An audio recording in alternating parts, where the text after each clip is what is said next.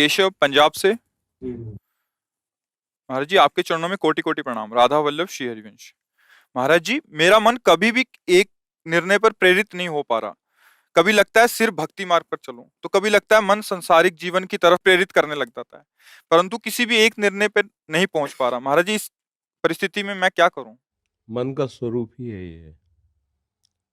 कबहू मन रंग तुरंग चढ़े, कबहू मन सोच करे धन का, कबहू मन नारी प्यारी लगे, कबहू मन त्याग चले बन का।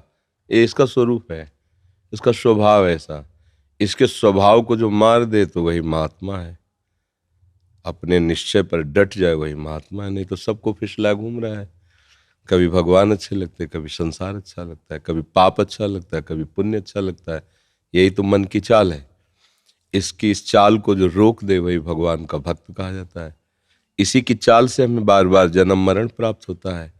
जितनी जेलें भरी है ना, इसी की चाल से तो भरी है ना। इस मन ने कहा इसको छेड़ दो, छेड़ दिया जीवन। मन ने कहा कि इसको हमें स्वीकार करना है, इसे सुख लेना है। उसको लगा कि हमारे सुख में बाधा, उसको मार दिया। आजीवन जेल में सड़ रहा है, यहाँ भी सड़ रहा है, नरक भी भोगेगा। जितने भयानक रोग हैं, जितने भयानक दंड है, ये सब मन के मनोरंजन से ही तो है ना। इसी मन को जो मार दे वही महात्मा है। आपका ही मन ऐसा नहीं, सबका मन ऐसा है। ऐसा सबके मन की दशा, क्योंकि आप केवल अपने मन को देख रहे हैं। बकाया जब भगवान में चित्त को जोड़ते हैं वो सबके मन को देखते हैं। सबका मन बिल्कुल सेम टू सेम। अंतर अगर मिलेगा तो कोई भगवान का भजन करके अपने मन को थोड़ा रोक रोक के आगे बढ़ा रहा है, कोई भगवान से विमुख होकर बिल्कुल गिरता चला जा रहा है। वो क्या है, सबका मन ऐसा है। और इसी की गति को जो रोक दे, सा वही मनः कृष्ण पदारविंदयो, अपने मन को भगवान के चरणों में वही महात्मा हो गया, वही सिद्ध हो गया, वही सर्वशक्तिमान हो गया, वही सुखी हो गया। मन हमारा जहां लगता है तो इसका स्वरूप है तदाकार करना। इसकी आदत है, ये जिसमें लगता है वही बन जाता है। जैसे समोसा चटनी, तो मन ही समोसा और चटनी दोनों बनकर रसेंद्री में स्वाद भी ले आएगा, है नहीं कुछ। वो सामने बढ़िया गरम गरम समोसा, गरम गरम खाओ, कितना स्वाद है। अब वो एकदम संकल्प है, मुझे अभी भोगना है, मुझे अभी चाहिए। मैं बस इसका काम यही, ये तुरंत वही बन जाएगा जो चाहेगा, यही बन जाएगा कोई भी भोग। और भोग के संयोग के पहले ही तुम्हें सुख का स्वाद कराएगा ऐसा। अब आप पागल हो जाएंगे उस सुख के लिए, बस वो ले जाके दुख में डाल देगा। इसका यही, इसकी चाल को जो समझ जाए वही विद्वान है, इसकी चाल को रोक दे वही बलवान है, और इसको रोक कर भगवान में लगा दे वही महात्मा है। इसलिए नाम जप करो, नाम जप से बल आता है और सत्संग से विवेक आता है। दोनों की जरूरत है। जैसे हम जान गए कि हमें यहाँ पैर नहीं रखना, अब हमको इतनी ताकत होनी चाहिए कि हम अपने पैर को रोक के इधर बढ़ावें। तो ताकत मिलेगी नाम जप से, और ज्ञान मिलेगा सत्संग से, क्या करना चाहिए क्या नहीं करना चाहिए। तो दोनों बातें हमारे जीवन में यदि हो, नाम जप हो और सत्संग हो, तो हम मन पर विजय प्राप्त, केवल मन पर ही विजय प्राप्त करना है। बहादुर वो नहीं है जो पूरे संसार पर विजय प्राप्त कर लेता है। उसको भी कहीं ना कहीं देखा गया बहुत ही गिरा हुआ स्तर। जो संसार पर विजय प्राप्त कर लेता है वो एक छोटे से विषय के लिए गिरा हुआ कहीं दिखाई देता है, लेकिन जो मन पर विजय प्राप्त कर लेता है सबसे बड़ा बलवान वो है। पर मन पर विजय प्राप्त करना बड़ा कठिन होता है, क्योंकि हम मन को सपोर्ट करते चले आए हैं। हमें लगता है मन हमें सपोर्ट कर रहा है, हमें सुख दे रहा है। बस इसी भ्रम के कारण हम मन की अधीनता स्वीकार किए।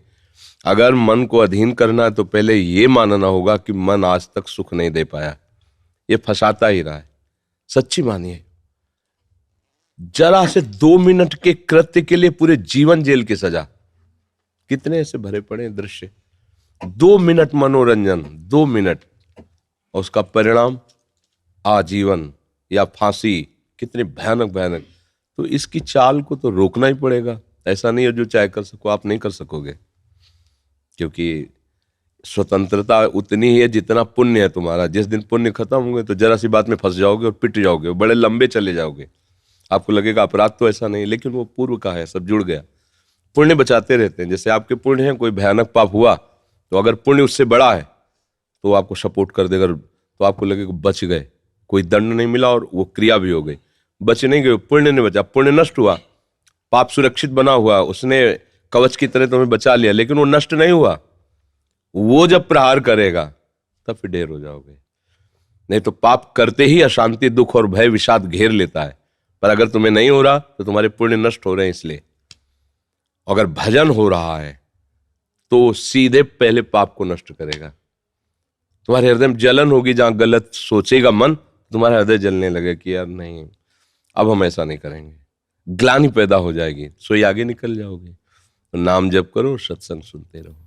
आशुतोष जी बरेली से। महाराज जी, आपके चरणों में कोटि कोटि दंडवत प्रणाम। महाराज जी, श्री जी ने इस शरीर एवं शरीर संबंधियों के पालन पोषण हेतु व्यापार की सेवा प्रदान कर रखी है। महाराज जी, मेरा प्रश्न यह है कि जब व्यापार में मंदा होता है तो मन ज्यादा एकाग्र होकर नाम कीर्तन एवं वाणी पाठ गायन में लगता है। इसके विपरीत जब व्यापार में तेजी होती है तब मन एकाग्र नहीं हो पाता एवं नाम कीर्तन एवं वाणी पाठ का गायन अच्छे से नहीं हो पाता। महाराज जी, क्या ये मन की ठगी है?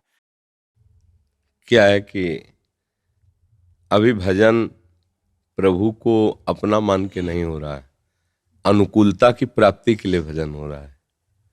पर अच्छा है, अच्छा है, ये किसी भी एन केन प्रकारेण भगवान से जुड़ जाना मंगल का हेतु है।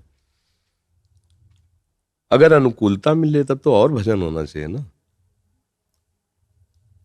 अगर व्यापार ठप हो रहा है तो भजन में विक्षेप पड़े तो बात समझ में आवे। अनुकूलता और व्यापार बढ़ रहा है तो भजन और बढ़ना चाहिए, बड़ी कृपा हो रही, हम उन्नति को प्राप्त हो रहे हैं, पर आप तो विपरीत चल रहे हो। जैसे जिस समय व्यापार की अधिकता होती है तो जिस समय वाणी पाठ या कीर्तन के लिए बैठते हैं तो दिमाग में बार बार वही आता है कि हाँ ये काम है, ये ऑर्डर जाना है, ये चीज़ें होनी हैं, तो उसमें विक्षेप पड़ता है फिर। उसको विक्षेप मत मानो, उसे सेवा मान लो, सेवा मान लो। तो व्यापार से जो भी संपत्ति आएगी, परिवार का पोषण होता है, ठाकुर सेवा होती है, और व्यापार भी भगवान का है, उसे प्रभु मानने लगोगे तो विक्षेप खत्म होगा। और जहां विक्षेप खत्म होना प्रारंभ हुआ तो जिस वस्तु का चिंतन करो, जिस व्यक्ति का, वो भी तो प्रभु ही बने हुए हैं। आना तो हमको इसी पद्धति में है, प्रभु के सिवा यहाँ कुछ नहीं है। अज्ञान के कारण हमें भास रहा है, तो हमें ये अन्य वस्तु, अन्य पदार्थ, अन्य व्यक्ति, अन्य भाव, ये तब तक त्याज्य है जब तक हम इनको भगवत भाव में नहीं ला पाते। और जिस दिन हम इनको भगवत भाव में ले आए तो वासुदेवा सर्वम। सदन जी मांस काट के बेच रहे हैं और सिद्ध महापुरुष हैं, क्योंकि हर समय नाम जप करते हैं, भगवान के चिंतन में रहते हैं। अगर आप बैठे हो, व्यापार का चिंतन हो रहा, तो मन को थोड़ा फुसलाओ कि अभी आधा घंटा बाद तो चलना ही है, पूरा दिन तो उसी में लगना है, थोड़ा नाम जप कर लो, फिर वहीं चलते हैं। और जब वहां बैठो तो पूरा दिन व्यापार तो करना ही, थोड़ा नाम का स्मरण करते रहो, उसको फुसला के नाम में लगाते रहो।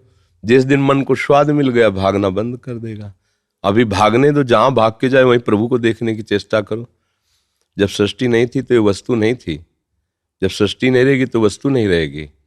अर्थात प्रभु में ही सृष्टि है, प्रभु ने ही प्रकट किया, प्रभु ही अपने में लय कर लेते हैं, ये भी प्रभु ही है। आपको मानना, मानने से सवाल हल हो जाएगा।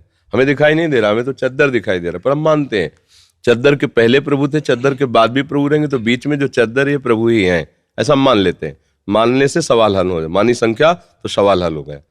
तो आप ऐसे भाव से चलो तो विक्षेप नहीं पड़ेगा। नहीं तो मन है वो तो चिंतन कराएगा ही, जल्दी से कर लें, फिर इसके बाद ये कर लें, फिर ऐसा कर लें, उसका क्रम है ऐसा। अब कोई विरक्त महात्मा तो हो नहीं, तो जहां प्रवृत्ति में लगाया वहीं जाएगा, तो उसका भजन फल हो, इसके लिए जहां जहां जाए वहां प्रभु को मानने लगो, तो अभी बढ़िया बात बन जाएगी। बस केवल मानना है कि राधा वल्लभ लाल तुम भी इसी रूप में हो, ग्राहक के रूप में हो, वस्तु के रूप में हो, अर्थ के रूप में हो। मेरे प्यारे, तुम्हारे सिवा किसी की सत्ता नहीं। तो मन जहां जहां जाएगा वो सब भजन बन जाएगा, तो उसका परिणाम होगा भगवत प्राप्ति। ये रहस्य है, उसका परिणाम होगा भगवत प्राप्ति। बहुत बढ़िया व्यापार, तो बहुत बढ़िया। दुकान में बैठे, जब ग्राहक आया, भगवान का स्वरूप मान के पहले प्रणाम किया मन से, आए राधा वल्लभ लाल, और उचित लाभ पर उसको वस्तु दे दो। ज्यादा भागवतिक उपासक को मोल भाव वाला ज्यादा नहीं रखना चाहिए। 100 की चीज है, 25-50 बढ़ा के जो तुम्हारा सिस्टम है, एक बार बोल दिया कि इतने के है, इससे 5 पैसे कम नहीं, 5 पैसे ज्यादा नहीं, तो एक लगभग रखना है। ये जो जैसे होता ना कि हम तुमसे कसम से कहते हैं हम 150 का लाए पर तुम्हें 140 का दे, ऐसा कैसे हो सकता है? तुम झूठी कसम खा रहे हो, 150 का तुम लाए, 140 का हमें दे दोगे, तो तुम्हारा लाना और व्यापार करना किस काम में जाएगा? झूठ नहीं। कोई कह दे 100 का वहां मिलता, हाँ मिलता होगा, हम 150 का देंगे। बस व्यापार में सब कोई जानता है अपने लाभ के लिए व्यापार किया जाता है, बस साफ बात है।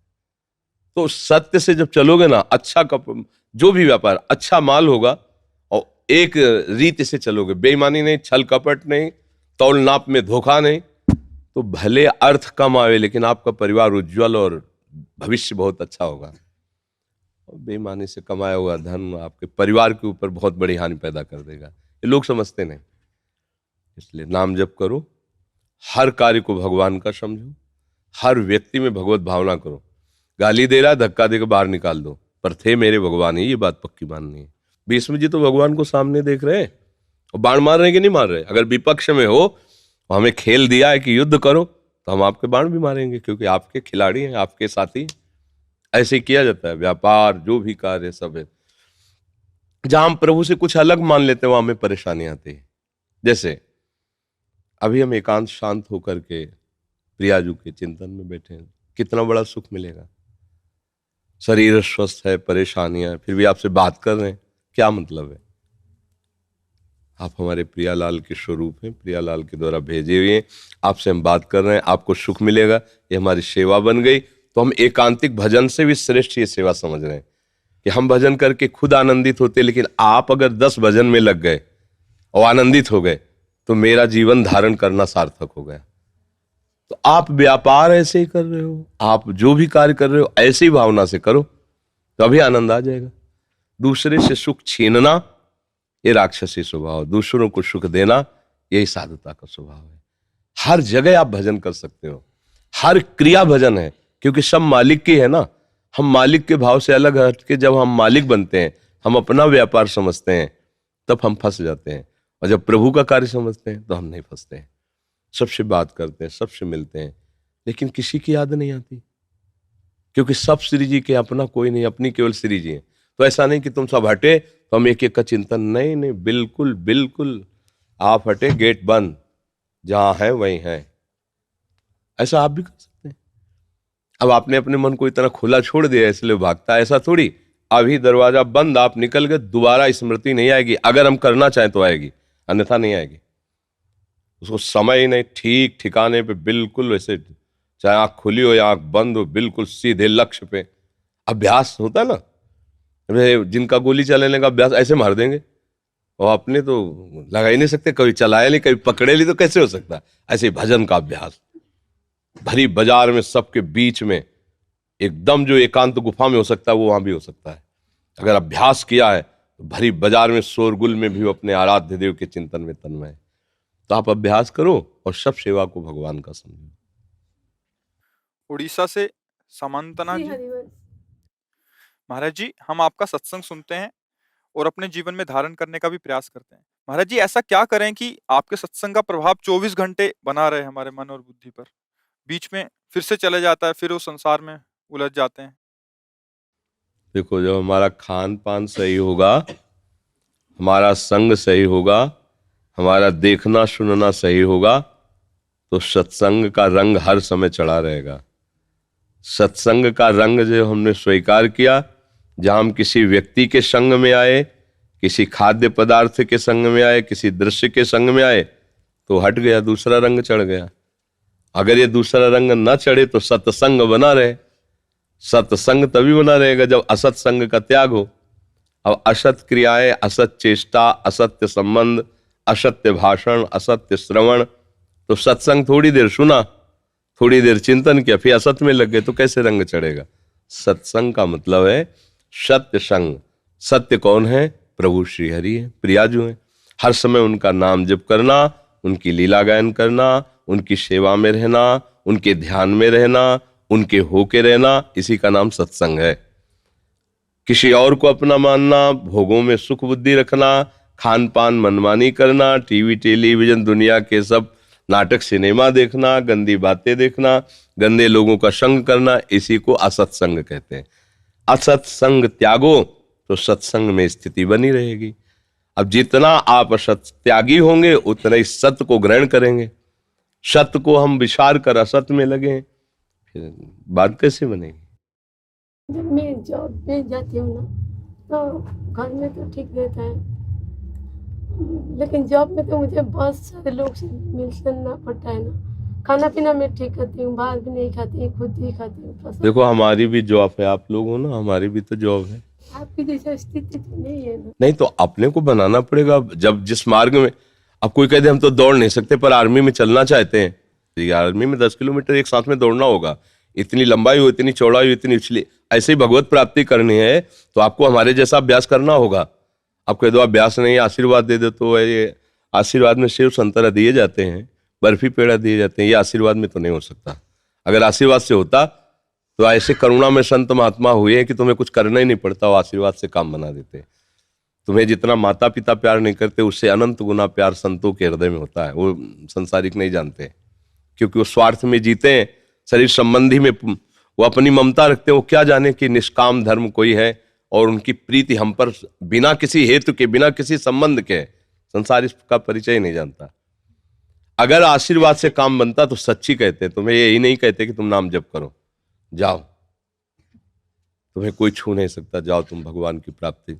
पर ऐसा भगवान ने भी नहीं कहा। उन्होंने कहा है कि अनन्यस चिंतयन्तो माम, उन्होंने भी कहा मेरा चिंतन अनन्य करो तब बात बनेगी। तो इसका मतलब ये काम आशीर्वाद से नहीं, इसको आप करना पड़ेगा। महाराज जी कह रहे हैं कि फिर लोगों से कैसे मिलेंगे? हम वही तो समझा रहे हैं कि लोग है ही नहीं ना, मेरे प्रभु ही सब लोगों में है। जब तक ये भावना नहीं करोगी तब तक कह, अच्छा कुछ लोगों को कहना कि हम जैसे दुष्ट स्वभाव वाले, उनमें भगवत भाव कैसे करें? अगर भगवत भाव करेंगे तो हमारे साथ गलत कर सकते हैं, तो अभी जाने नहीं। सारा खेल भाव का है। जब आप भगवत भाव कर लोगे तो इसकी ताकत नहीं कि वो सोच सके तुम्हारी तरफ गलत। सारा खेल भाव का है। अभी उस भाव में हो नहीं, तो मुझे लगता है कि अगर हम इससे कटु व्यवहार नहीं करेंगे, गलत व्यवहार नहीं करें, तो ये आदमी तो ढील पा करके हमको परेशान कर सकता है। नहीं, बाहर से आप ऐसे हो, अंदर से हे प्रभु आप ही हो, तो वास्तविक वो आप ही है। वो ऐसा उसको जला देंगे को कदम नहीं रखेगा आपकी तरफ। ये भाव है, ये कोई खिलवाड़ नहीं है। महाराज उसी समय तो ये भाव नहीं आता है, लेकिन वो लोग जब जाता है ना तभी इसे भाव आता है, क्यों इतना गलत काम किया उसके साथ, इसे नहीं करनी चाहिए थी। काम करने के बाद आती है। हाँ, पर अभ्यास में भी कमी है ना। अभ्यास में तो अब बाण छूट गया और गलत निशाने पे लग गया, और फिर हम तो बहुत बात तो वो है कि जब लक्ष्य पे लगे, व्यक्ति सामने आया कि हमारा भाव आ जाए, मेरे राधा वल्लभ लाल। अब व्यवहार जैसा करना, देखो अगर चोर रूप से भगवान आए हैं तो हम आरती पूजा नहीं करेंगे। पहले कह रहे हैं रोग रूप से भगवान आए हैं तो औषधि रूप से पूजा होती है। अगर भक्त रूप से भगवान आए हैं तो हम सात्विक पूजा करेंगे। आए भगवान है, ये भाव यही रखना है, पर व्यवहार में छूट नहीं कि आओ भगवान तुम जैसा चाहते। अगर तुम हमें जरा भी दृष्टि बदली तुम्हारी, तो तुम्हारी ही हमारे अंदर शक्ति है, हम तुम्हारी शक्ति से तुम्हें परास्त करेंगे। अब कोई सांप आ रहा है, भगवान ऐसे करो काट लेगा, मर जाओगे। दूर से दर्शन करो, व्यवहार नहीं करना उससे, वो सांप है, व्यवहार नहीं करना। व्यवहार आग है, कहते भगवान तो जल जाओगे, फफूला कि अग्नि में भी भगवान देखो जला दिया। दूर से दर्शन करो, अग्नि का व्यवहार जितना जहां करना है वैसे ही करो। व्यवहार में वैसे ही करना है जैसे करना है, समदर्शिना समवर्तिना नहीं। अगर कोई ऑफिसर है अपने नीचे वालों को सेवा करानी तो डांट लगाएगा, पर अंदर से भाव रखे प्रभु ये, कोई परेशानी नहीं। अब ये छोटी मोटी स्थिति तो है नहीं। भगवान श्री मुख से कहते हैं ऐसा जो जान गया सम आत्मा सुदुर्लभा, तब सुदुर्लभ पद के लिए अभ्यास तो करना ही होगा। अगर आप अभ्यास करोगे भगवान सहयोग करेंगे। कम से कम इतना हो गया कि बाद में याद आने लगा, तो अभ्यास और बढ़ाओ, वर्तमान में याद करने लगो। क्रिया होने के बाद क्या, क्रिया के पहले याद करने लगो कि जिससे मैं बर्ताव कर रहा हूं वो मेरे प्रभु ही हैं। अब अभ्यास करो, नाम जप करो, सत्संग सुनती रहो।